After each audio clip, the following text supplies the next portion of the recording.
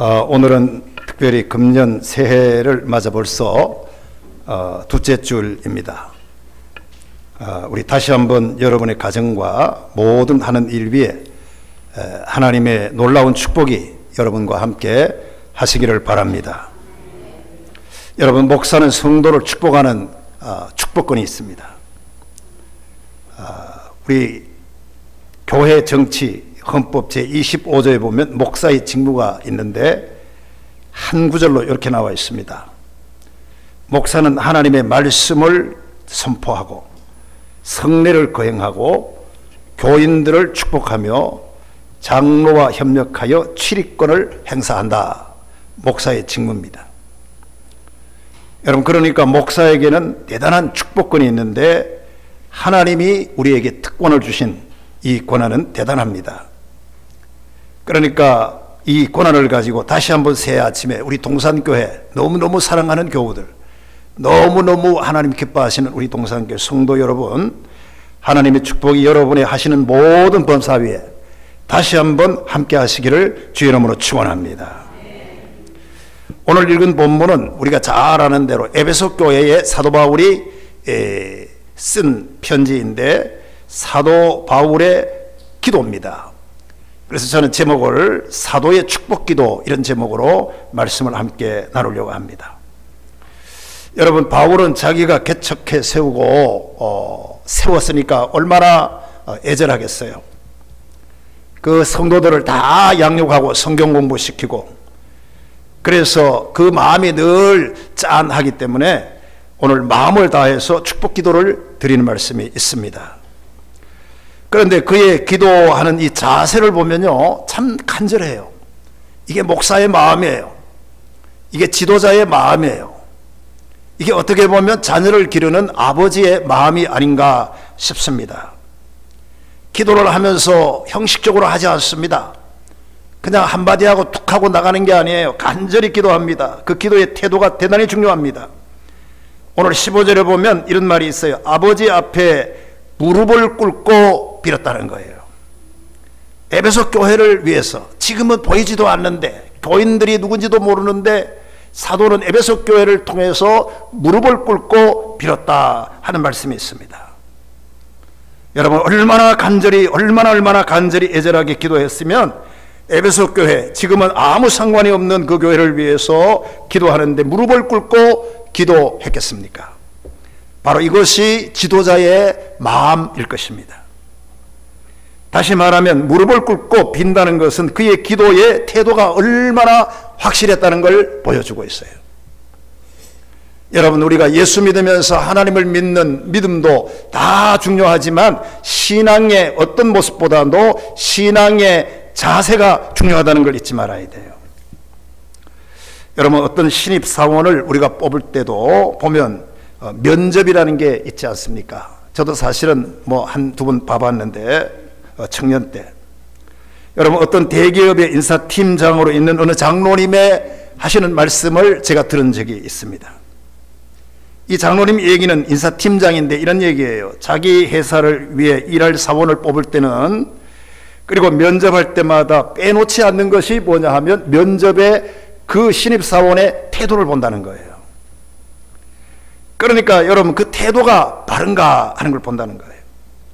말하자면 면접할 때 서 있는 태도, 말하는 태도, 답변하는 태도, 걸어가는 태도, 인사하는 태도, 그리고 여러분 사람을 주시하는 태도, 이런 다양한 태도를 전적으로 인사팀이 살펴본다는 거예요. 그러니까 여러분, 제 아무리 입사시험 성적이 좋고 인류대학을, 서울의 스카이대학을 나왔어도 태도가 나쁘면 일단 그 아이는 제쳐버린다는 거예요. 참 중요한 말 같습니다. 여러분, 마찬가지로 신앙생활에도 똑같은 적용이 필요합니다. 여러분, 신앙생활에도 태도가 중요한 줄로 믿습니다. 예배하는 태도가 중요해요. 예배의 태도를 보고 하나님이 축복하시는 거예요. 예배는 하나님이 여러분에게 주시는 축복의 통로인 줄로 믿습니다. 태도가 나쁜데 하나님이 그 통로를 통해서 우리에게 복을 주시겠어요. 여러분, 말씀 듣는 것도 태도가 분명해요. 여보라 그러면 알았어요 하고 뛰어가는 사람과 또 그렇지 않고 빙글빙글 돌다가 늦게 가는 사람이 있어요. 여러분, 기도하는데도 여러분 태도가 중요합니다. 왜냐하면 한번 우리가 잘못된 태도는 고치기가 어려워요. 여러분, 그렇기 때문에 예수 믿고 구원받는 사람은 먼저 신앙생활하는 태도가 중요한 거예요. 우리가 신입교인들이 들어오면 그래서 우리가 새신자 교육을 바로 하는 거예요. 그게 바로 안 되면 나중에 태도가 나빠가지고 교회에 이러쿵저러쿵 말썽이 생기는 것입니다. 그런데 사도 바울은 에베소 교인들을 기도할 때에 다시 말합니다. 무릎을 꿇고, 그 대사도가 말이에요. 사도 바울처럼 보다도 더 훌륭한 사도가 없었어요. 모든 사도 중에 사도요, 모든 원로급 중에 원로급인 대사도가 무릎을 꿇었다는 거, 이거 굉장합니다. 여러분, 한국교회 목사가 배워야 될 중요한 이 예이고, 우리 한국의 나라를 섬기고 국가를 섬기고 교회를 섬기고 학교를 섬기는 모든 지도자들의 모습이 여기 있어야 한다는 것입니다. 무릎을 꿇어요. 무릎을. 이거 뭐 굉장하잖아요. 누구한테 보여주기 위한 무릎이 아니라 눈물겹게 아무도 없는데 혼자 그들을 위해서 무릎 꿇고 걱정하는 거예요. 훌륭한 지도자가 아닐 수가 없습니다. 여러분, 새해를 맞았습니다. 우리도 나쁜 태도는 이 둘째 주를 맞이해가지고 다 깨끗이 고쳐버리고 2020년 출발하면서 좋은 태도를 발전시켜 나가는 부흥되는 교회가 되기를 바라겠어요. 태도를 고쳐야 되는 거예요. 우리의 패러다임의 이 믿음의 이 방향을 바로 고쳐야 합니다. 저는 오늘 본문을 통해서 사도 바울이 에베소 교회를 위해 어떤 축복 기도를 했는가, 사도의 축복이 뭔가, 그걸 살펴보고 새해 벽두에 오늘 사도 바울이 빈 이 축복 기도가 여러분에게 그대로 임하기를 축복합니다. 오늘 사도 바울은 에베소 교회를 향해서 세 가지를 축복합니다. 이게 대사도의 축복권을 가지고 축복하는 거예요. 제일 첫째가 뭐냐 하면, 사도 바울은 에베소 교회에 속사람이 강건하기를 원한다 했어요. 나는 이 대목이 읽고 참 놀랐어요. 이 대목을 읽고, 역시 대목사 중에 목사요, 대지도자 중에 지도자요, 대훌륭한 사도 중에 사도가 비는 축복 기도다 하는 걸 이 대목을 읽으면서 저는 감히 느꼈습니다. 오늘 여러분 16절에 보니까 바울이 이렇게 말합니다. 너희 속사람을 능력으로 강건하게 하시오며 그랬어요. 뭐 물질의 복을 받아라, 무슨 건강을 하라, 무슨 뭐 교회가 부흥되라, 뭐 교회가 여러분 1000명 모이라, 10,000명 모이라, 이런 소리가 전혀 없어요. 하나 딱 첫 축복이 뭐냐면 네 속사람이 건강하라 그랬어요. 여러분, 우리 동산교회 사랑하는 성도 여러분, 진심으로 원합니다. 여러분은 금년 한 해에 여러분 무엇보다도 속사람이 먼저 건강하기를 바랍니다. 속사람이 건강하면 그 사람은 따라서 건강하게 돼 있어요. 속사람의 인격이 되어 있는 사람은요, 그걸 말을 안 해도 따라서 밖에 겉사람의 그 모든 바운더리에 그 좋은 인격이 바로 따라오게 되어 있습니다. 여러분, 우리 안에 속사람이 먼저 강건한 사람이 실수하는 법이 없어요.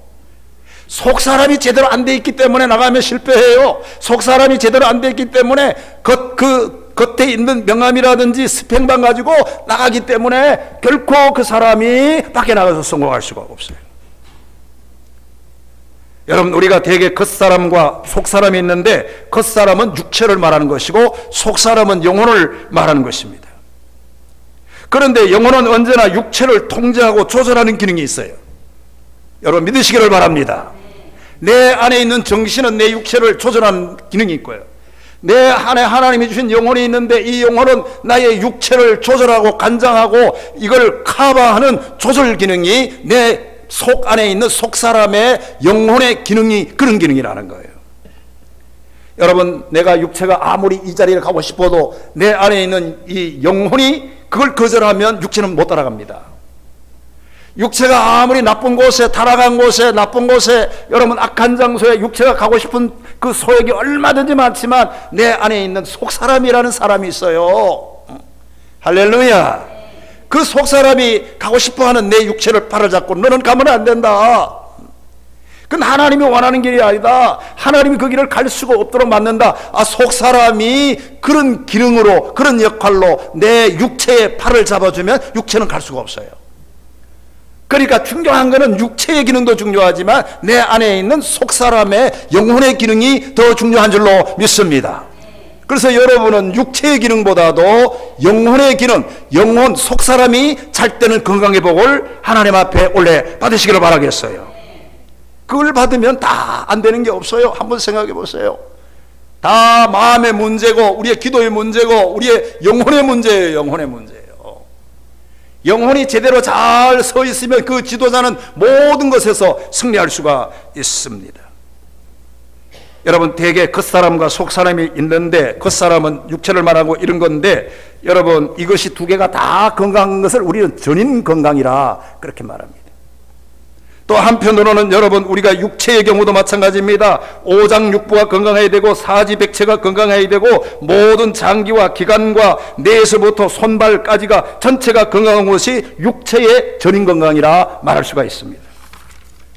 그런데 내가 말씀드리고 싶은 것은 아무리 육체의 전인 건강이 있다고 해도 다시 말하지만 우리의 속사람이 건강하지 않으면, 그 속사람이 건강해야 되는 이유는 딱 하나예요. 뭐냐 하면 영혼이 모든 것을 지배하기 때문입니다. 여러분의 영혼의 복을 주님으로부터 받으시기를 주의 이름으로 축원합니다. 속사람이 건강하기를 주의 이름으로 축원합니다. 이걸 받으면 모든 것이 따라와 진다는 거예요. 그런데 우리의 속사람이 강건하고 내 영혼이 건강하려면 이건 그대로 되는 게 아닙니다. 누구나 돈 주고 사는 것도 아니고요. 아버지를 잘 만나서 자녀들이 그렇게 되겠다는 것도 아닙니다. 여러분, 내 영혼이 건강하려면 딱 하나가 있는데 그게 뭐냐면 내 영혼을 만드신 하나님과 올바른 관계가 맺어져야 돼요. 여러분, 맺어지기를 주의 이름으로 축원합니다. 내 영혼을 만든 하나님과 티격태격해가지고는 내 영혼이 건강할 수가 없어요. 나를 만들어주고 나를 축복하시고 나를 생명을 주시고 오늘 또 좋은 공기를 주시고 이렇게 이끌어주시는 그 전능하신 내 생명의 주인 되신 그분과 내가 영적으로 티격태격하고 하나님 뭐 그렇습니까? 하나님 뭐 내게 해준 게 뭐가 있습니까? 이렇게 경쟁을 하고 분쟁을 하게 되면 그 관계가 끊어지면 영혼의 복을 받을 수가 없어요. 여러분, 이사야 45장 9절에도 보면 질그릇 얘기가 나와요. 이거 너무나도 우리가 이거 예수 안 믿는 사람도 잘 압니다. 이런 얘기가 있어요. 질그릇 조각 같은 한 조각 같은 자가 자기를 지으신 자로 더불어 다툴진대 화 있을진저. 다투면 화가 있습니다. 진흙이 토기장이에게 너는 무엇을 만드느뇨 할 수 있겠느냐 질문형으로 우리에게 교훈합니다. 그리고 또는 네가 만든 것이 너를 가르쳐 그는 손이 없다 할 수 있겠느냐 이사야 선지자가 이렇게 말합니다. 이게 여러분 무슨 뜻입니까? 한마디로 요약하면 이런 거예요. 질그릇 만든 사람더러 이래라 저래라 왜 이렇게 만들었느냐 저렇게 만들었느냐 그 만든 그 주인 보고 시비를 걸고 그 다투고 대들 수 있으면 안 된다는 거예요. 그러면 질그릇이 깨진다는 거예요. 만일 그럴 경우 토기자기가 가만히 있겠느냐 하는 게 이사야 45장이 우리에게 주는 교훈이에요. 여러분, 그러니까 질그릇은 토기장이와 관계가 좋아야 돼요. 여러분, 예수 믿는 사람은 무조건 하나님과 관계가 좋아야 돼요. 그래야 내가 속사람이 건강하고 여러분에도 복을 받고 인생을 살아가는데 내 영혼이 잘됨과 같이 범사가 잘되고 강건하기를 원하노라 그렇게 말하잖아요. 여러분, 우리는 토기장이와 하나님과 영적으로 관계가 잘 이루어지기를 주의 이름으로 축원합니다. 창세기 19장에도 보면 그런 얘기가 있잖아요. 당시에 최고의 문명을 자랑하던 소돔과 고모라 성이 있어요. 이건 다 아이도 아는 얘기입니다.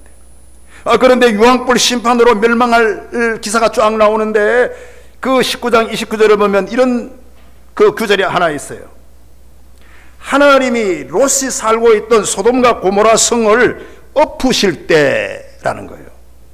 파멸시키고 심판을 엎으실 때에 아브라함을 생각하사 롯은 그 엎으시는 중에서도 밖으로 보내시니라 하는 말이 유명한 말이 있어요. 할렐루야.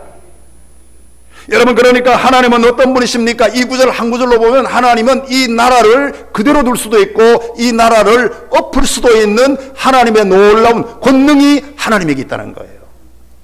소돔 고모라를 엎으실 때 사람을 빼낼 수도 있고 여러분, 사람을 그 심판에 있지 않고 빼내가지고 밖으로 낼 수 있는 능력이 하나님에게 있다는 걸 잘 말해주고 있습니다. 여러분, 그렇습니다. 하나님은 지금도 여러분을 잘되게 하실 수도 있고 못되게 하실 수도 있어요. 하나님은 지금도 여러분을 높일 수도 있고 낮출 수도 있어요. 살리기도 하고 죽일 수도 있는 권한이 하나님에게 있는 줄로 믿습니다. 그걸 안다면 그분과 관계가 좋아야 되는 거예요. 유명한 의사가 공릉동에 있다, 유명한 의사가 강남에 있다, 그걸 알면 그 사람과 관계가 좋아야 되잖아요. 왜? 그 사람이 나를 살릴 수 있는 사람이니까. 여러분, 좋은 지도자가 있으면 그걸 안다면 그 사람과 관계가 좋을 때 여러분 내가 건강해지는 거예요. 사무엘상 2장에 보면 한나의 기도가 나옵니다. 그 말에 요약이 이렇게 되어 있습니다. 여호와는 우리를 죽이기도 하시고 살리기도 하시고 지옥에 내리시기도 하시고 올리기도 하시고 가난하게도 하시고 부하게도 하시고 낮추기도 하시고 높이시기도 하신다 그랬어요. 아, 대단한 한나의 신앙 고백입니다. 여러분이 하나님이 한번 마음 먹으면 여러분을 얼마든지 높여주실 줄로 믿습니다. 나라 문제도 마찬가지. 오늘 우리 정치하시는 분도 여기 계시지만은 여러분, 이 나라도 하나님이 얼마든지 높일 수 있는 거예요. 그러나 반대로 하나님이 얼마든지 이 나라를 엎으실 수도 있습니다. 그러면 왜 안 엎으시는가? 정치하는 분들은 뭐 달소리 하지만 저는 목사로서 그러함에도 불구하고 아까 성경에 아브라함을 생각하사라는 말이 있잖아요. 한국 교회를 하나님이 생각하는 거예요. 한국 교회가, 개척교회가 그래도 나라를 위해서 기도하는 거예요. 아까 우리 장로님도 기도했잖아요. 예배 시간에도 나라를 위해 기도하잖아요. 개인적으로 기도해도 대통령을 위해 기도하고 나라를 위해서 기도하고 지도자들을 위해서 기도하고 아브라함을 생각하고 그 기도를 생각하기 때문에 하나님이 이 나라를 안 엎으시는 거예요. 그러니까 모든 주권이 하나님에게 있다 하는 사실을 우리가 알아야 합니다.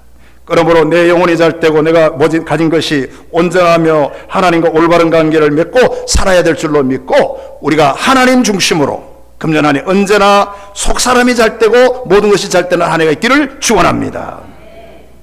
두 번째 문제, 사도 바울은 흔들리지 않게 해달라 기도합니다. 야, 좋아요. 여러분 흔들리지 말아요. 지도자는 흔들리면 안 됩니다. 목사는 강단에 서서 흔들리면 안 돼요. 하나님의 말씀이 잘 증거되도록 최선을 다하고 준비하고 최선을 다해서 하나님께 먹이고 최선을 다해서 양육하는 게 목사의 직무입니다. 성례를 거행해야 됩니다. 교인들을 축복해야 됩니다. 장로와 협력해서 교회를 치리를 해야 됩니다. 그러니까 목사가 흔들리고 지도자가 흔들리면 안 돼요. 자기의 여러분 신조의 철학이 있는 사람이 그 뿌리가 흔들리면 안 됩니다. 그래서 오늘 17절에 보면, 자, 17절 한번 읽어보실까요? 믿음으로 한번 17절 다 읽어봅니다. 17절 믿음으로 시작. 믿음으로 말미암아 그리스도께서 너희 마음에 계시게 하시었고 너희가 사랑 가운데 뿌리가 박히고 터가 굳어져라 그랬어요. 뿌리가 박히고 터가 굳어져라. 에베소 교회의 바울이 대늙은 사도 노사도가 그렇게 축복 기도를 하는 거예요. 그러니까 흔들리지 말라는 거예요. 에베소 교회야 절대 흔들리지 마라. 여러분, 고층 빌딩일수록 기초가 깊이가 깊어야 합니다. 한국에서 제일 높은 123층 잠실 롯데 빌딩의 경우 그 기초 깊이는 수십 미터가 된다고 그래요. 저는 뭐 확인해 보진 않았어요.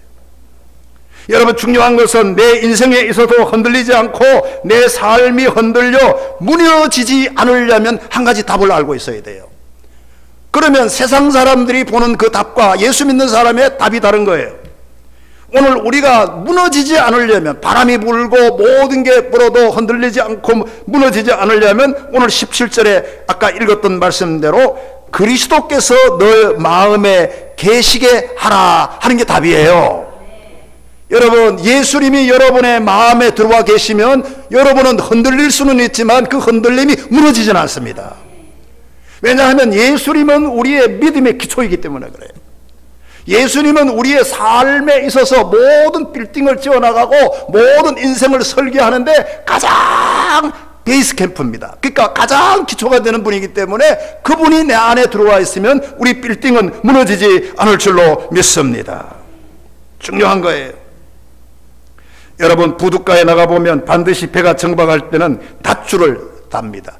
닷줄을 매지 않는 배는 다 바람이 불면 다시 바다로 떠내려가게 되어 있어요. 마찬가지입니다. 여러분, 우리가 인생을 살다 보면 때로는 어려움도 있고요, 시험 당할 수도 있고요, 힘들 때도 낙심할 때도 있습니다. 그러나 분명한 거 하나 말씀드립니다. 주님이 내 마음속에 계시면 돼요. 그러니까 내 믿음의 밧줄을, 내 인생의 모든 목표, 이 믿음의 밧줄을 예수님에게 묶어놓으면 그 배는 흔들릴지라도 다시 밖으로 바다로 떠내려가지는 않는다는 점을 알아야 해요. 여러분, 예수님에게 우리에게 밧줄이 묶여있기 때문에 우리가 살다 보면 빚도 지고, 여러분 실망도 하고 낙심도 하고, 시험에 떨어지기도 하고, 여러분 이렇게 헤어지기도 하고 다 하지만, 그런 흔들림이 있어도 내가 믿음으로 예수님에게 내 밧줄을 꽉 묶어놓기만 하면 아무리 흔들려도 바다로, 세상으로 밀려나가지 않습니다. 여러분, 주님이 여러분을 막아주는 좋은 믿음의 기둥인 줄로 믿습니다. 여러분, 다시 말합니다. 세상 살다가 보면 가장 좋은 것은 시험도 들지 않고, 나라도 잘 되고, 눈물 나는 일도 없고, 시험 당하는 일도 없고, 이렇게 하는 세상이라면 얼마나 좋겠어요. 그러나 여러분, 그런 세상은 이 세상에 없어요. 이거는 우리의 희망사항이에요. 오늘 제가 오늘 새해 두 번째 주일을 희망을 주고 이랬으면 좋지만, 사실은 사실이라고 말해야 되는 거예요. 절대 여러분 1년 동안 살아보십시오. 그런 것만 있는 게 아니라는 사실을 알아야 합니다. 그러나 그 다음으로 또 좋은 것이 있다면, 그러나 어려움을 겪더라도 어려움을 피하거나 극복하는 것이 차선의 선택이에요. 여러분, 그런데 이것도 방법이 있어요. 그런데 이것은 가능한 일인데, 그 가능성이 왜 있는가 하면, 오늘 본문에도 사도 바울이 말했던 것과 마찬가지로 예수 그리스도께서 내 안에 계시고 나를 잡아주면 그게 가능해요. 여러분, 극복이 이루어질 줄로 믿습니다. 흔들려도 바다로 떠내려가지는 않아요. 잠시 동안 고난이 있고 고민은 있지만 여러분이 세상으로 타락하고 쓰러지지 않습니다. 하나님이 이 나라를 꽉 잡아주고, 이 나라가 모든 지도자들과 모든 기도하는 사람들이 예수님에게 밧줄을 꽉 묶어놓고 중심을 잡고 있으면, 이 나라가 한 해는 흔들릴 수 있고 5년은 흔들릴 수 있고 10년은 흔들릴 수 있지만 절대로 나라가 엎어지지는 않는다는 거예요. 여러분, 우리 한국교회가 깨닫고 정신 바짝 차리고 나라를 위해서 기도하고 예수님에게 여러분의 인생의 밧줄을 묶어놓기를 주의 이름으로 축원합니다. 그것이 바로 흔들리지 않는 중요한 기회입니다. 여러분, 그런 얘기가 있잖아요. 여러분, 우리가 살다 보면요, 내가 할 수 없는 게 있어요. 할 수 있는 게 있고 할 수 없는 게 있어요. 내가 늘 말하잖아요. 우리가 할 수 있는 거는 밥 먹는 거 얼마든지 할 수 있어요. 친구 만나자, 갈비탕 먹자, 얼마든지 할 수 있어요. 잠자는 거요, 얼마든지 내가 마음대로 할 수 있어요. 70 넘어보시고 80 넘어보십시오. 너무 많이 자잖아요. 잠 너무 많이 자잖아요. 우리 카톡에 보니까 잠의 자유, 그런 카톡이 나왔어요. 그 70 넘고 80 넘으니까 누가 뭐라고 그러는 사람이 없이 하루 12시간 잔다는 거야. 부럽더라고요. 그렇게 자도 자유함이 있어요. 누가 뭐라고 하는 사람이 없어요. 그런데 여러분, 이런 거는 내가 할 수 있어요. 버스를 타는 거는 내가 할 수 있어요. 기차를 타는 것도 내가 할 수 있어요. 차표 끄고 전철을 타는 것도 내가 할 수 있어요. 그러나 할 수 없는 게 있어요. 아무리 하려고 해도 안 됩니다. 예를 들어서 여러분, 바다를 건너고 싶어도 바다를 못 건넙니다. 건널 수가 없어요. 저 공중을 날고 싶어도 못 나는 거예요. 여러분, 우리가 죽은 사람을 살리고 싶어도 못 살리는 거예요. 이게 내가 할 수 없는 영역에 속한 거예요. 그러나 제가 답을 목사로서 하나 드리려고 합니다. 바다는 못 건너지만 배를 타고 건너면 건널 수 있어요. 공중에는 우리가 못 올라가지만 여러분, 비행기를 타면 공중에 날아갈 수 있어요. 우리가 죽어가는 사람이 못 고치지만, 나는 못 고치지만 유명한 의사를 만나면 고칠 수가 있어요. 이게 방법이라는 사실을 우리가 잊지 말아야 합니다. 더 중요한 것은 내가 예수를 붙들기만 하면요, 내가 예수님에게 내 믿음의 밧줄을 그에게 묶어서 그 안에 들어가기만 하면, 내가 예수를 영접하고 그에게서 나와 함께 하시기만 하면 죽어도 다시 일어나고 죽어도 다시 사는 부활과 영광의 결과가 올 줄로 믿습니다. 그러므로 우리는 그분을 붙들어야 되는 거예요. 그러니까 우리가 흔들리지 않으려면 주께서 내 안에 계시기를 우리는 원해야 된다는 겁니다. 사랑하는 성도 여러분, 금년 한 해 어떤 일이 있어도, 어떤 바람이 불어도 그리스도 예수님이 여러분의 안에, 여러분의 가정에 계시기를 원합니다. 그분을 맞아 드리기를 원합니다. 왜냐하면 그렇게 될 때 여러분의 가정이 흔들리지 않기 때문입니다. 오늘 사도 바울이 이렇게 흔들리지 않기를 기도하고, 자, 마지막으로 한 말씀만 드리고 마치겠어요. 셋째로 사도 바울은 넘치게 해달라 이렇게 기도합니다. 오늘 그 구절이 19절 20절의 두 구절 가운데 그렇게 나타나요. 여러분 19절에 보면 하나님의 모든 충만하신 것으로 너에게 충만하기를 기도한다 그래서 충만하기를 기도합니다. 충만한다는 말이 무슨 말인가? 넘치게 해달라는 거 아니겠어요? 20절에도 보면 우리가 구하거니와 생각하는 모든 것에 더 넘치도록 능히 하실 이에게 이렇게 말합니다. 여러분 이것이 목사의 마음이에요. 우리 사랑하는 성도 여러분, 금년에 2020년 이제 경자년, 아까 우리 장로님이 기도한 대로 여러분의 모든 매사에 넘치기를 바랍니다. 넘친다는 반대어는 모자란다는 거예요. 여러분 모자라 보십시오. 얼마나 비굴합니까? 이거 비참합니다. 나라의 경제가 모자라 보세요. 얼마나 나라가 곤두박질 치겠어요. 여러분의 가정이 모든 게 모자라 보십시오. 얼마나 비참합니까? 아버지가 모자라고 어머니가 모자라고 자녀에게는 모자라 보십시오. 여러분 모자라는 것은 아무도 못 말립니다. 그리고 나쁜 것만 빼놓고 좋은 것은 뭐든지 풍성하게 하나님이 주시기를 바라겠습니다. 그래서 오늘 20절에 하나님은 충만히 주시고 넘치게 하시는 분이라 그렇게 말합니다. 이제 결론을 맺습니다. 이제 모든 것을 주시는 하나님, 2020년도에 저는 목사로서, 담임 목사로서 여러분에게 세 가지가 넘쳤으면 좋겠어요. 첫째는 건강이 넘치기를 바랍니다. 건강은 뭐니 해도 하나님의 선물이에요. 우리가 아무리 약을 먹고 주사를 맞고 수술해도 건강이 좋지 못하면 못하는 거예요. 저는 가끔 병원에 가보면 의사도 감기 드는 걸 봤어요. 의사도 여러분 불치의 병으로 병원을 문을 닫고 그만두는 걸 봤어요. 그래서 입원한다는 사실을 지켜보면서 목사가 깨달은 게 하나 있어요. 건강은 의사가 지켜주는 것도 있지만 중요한 것은 여러분 건강도 하나님이 주셔야 된다는 거예요.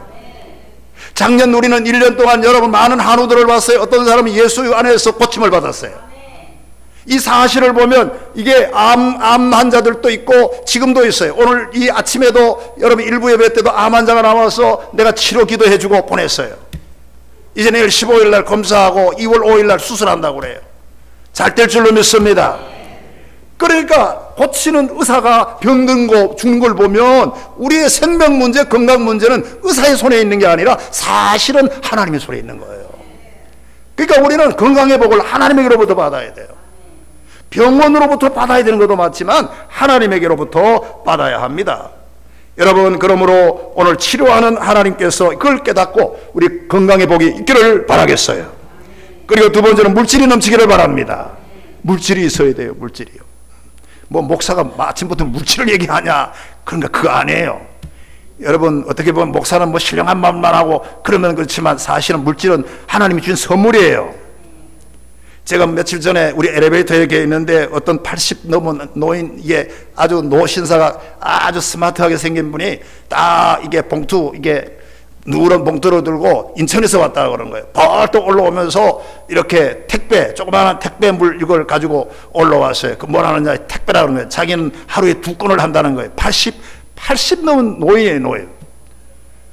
그런데 내가 물어봤어요. 왜 어떻게 이게 다 은퇴하시고 그러는데 이걸 하느냐 이랬더니 나를 빤히 쳐다보니까 돈이 필요하니까요. 이러는 거예요. 내가 깜짝 놀랐어요. 그걸 얼마 버느냐고 그랬더니 하루 2건 하는데 3만 원 번다는 거예요. 80이 넘은 노인이 그 3만 원 때문에 헐레벌떡 인천에서 와가지고 전철 타고 아침부터 와가지고 올라가고 하루에 2건을 오전에 1건 하고 오후에 한 건에 15,000원 받는 거예요. 15,000원. 큰 먼 데서 와가지고 놀라워요.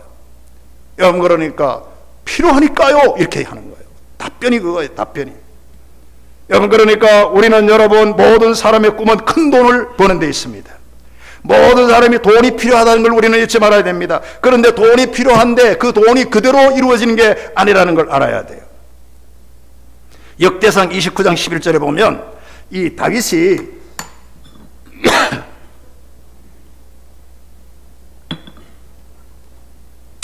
다윗이 이런 고백을 했어요. 자기가 왕이지만 이런 고백을 합니다. 11절에 보니까 천지에 있는 것이 다 주의 것이라 그렇게 말했어요. 자기는 지금 왕입니다. 왕. 그리고 12절에 보면 부와 기가 그 주께로 말미암는다 그렇게 말했어요. 그리고 그 다음 구절에 보면 크게 하심과 강하게 하심이 주의 손에 있나이다. 다윗 왕의 그런 고백을 역대상 29장 11절에 고백했어요. 할렐루야. 그러니까 물질은 하나님 주셔야 된다는 거예요. 왕이라고 해서 물질을 창출하는 게 아닙니다. 대통령이라고 해서 이 경제를 살리는 것도 아닙니다. 아까 우리 장로님이 기도했지만 나라의 경제가 너무 어렵다고 그러잖아요. 중요한 것은 다윗의 고백이 있어야 되는 거예요. 여러분, 하나님에게로부터 물질의 축복을 받아야 되는 거예요. 이 물질이 넘치는 우리 동산교회 교우들 되기를 바라겠어요. 자, 마지막으로 한 말씀, 믿음이 넘치기를 바랍니다. 목사가 해야 될 요점이 여기 있는 거예요. 물질도 있어야 되고 건강도 있어야 되지만 목사가 말할 수 있는 그 모든 요약, 그 모든 것의 서머라이즈가 뭡니까? 그게 믿음이에요. 믿음이 넘치기를 바라겠어요. 여러분, 믿음은 바라는 것들의 실상이요 보지 못하는 것들의 증거라고 그랬습니다. 그러니까 믿음은 우리의 꿈을 이루게 합니다. 믿음은 우리의 모든 문제를 풀게 합니다. 믿음은 모든 우리의 병을 고치고 성공을 도출해내는 힘이 믿음에 있습니다. 여러분, 의사 선생님들이 다 수술하고도 나가서 마음 편하게 있으세요. 그냥 믿고 하세요. 믿음이 힘이라는 거예요. 예수님도 맹인들에게 눈을 이게 만지시면서 내 믿음대로 되라 했더니 그 맹인이, 이 소경이 주여 믿나이다 하고 말했더니 그 눈이 밝아져서 걸어다니더라. 예수님이 말했어요. 믿음 문제입니다. 사랑하는 성도 여러분, 우리의 믿음은 절망을 이기게 하고 우리의 희망을 갖다 주는 우리의 신앙 고백인 줄로 믿습니다. 믿으면 제사함 받고, 믿으면 구원받고, 믿으면 영생을 얻습니다. 그러므로 은혜 중에 가장 큰 은혜, 선물 중에 가장 큰 은혜는 믿음이에요. 여러분, 이제 축복의 믿음이 여러분에게 삶에 넘치고, 이제 세 가지를 말했습니다. 금년 안에 경자연에 다시 출발합니다. 다시 속사람이 건강하기를 바랍니다. 영육간의 모든 삶이 흔들리지 않기를 바랍니다. 그리고 건강 문제, 물질 문제, 믿음 문제로 다시 한번 넘치는 그런 한 해가, 나라도 좋고 교회도 좋고 여러분의 가정도 좋은 한 해가 되기를 주의 이름으로 축원합니다. 기도하겠습니다.